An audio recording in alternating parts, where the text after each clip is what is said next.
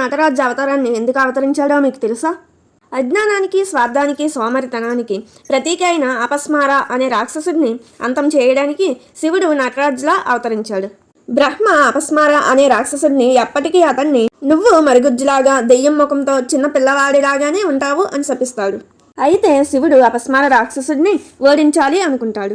కానీ అపస్మారుణ్ణి చంపటం విశ్వ సమతుల్యతను దెబ్బతీస్తుంది అని గ్రహించాడు.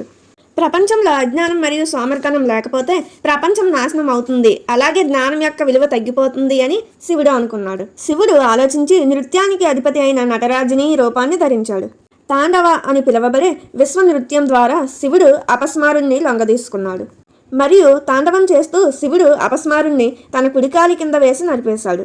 అపస్మారుడు అమరుడిగా ఉండాలి కాబట్టి శివుడు కూడా నటరాజు రూపంలో శాశ్వతంగా ఉంటాడు. అపస్మారుణ్ణి ఎల్లప్పుడూ తన పాదాల కింద వేసి అణిచివేస్తూ ఉంటాడు.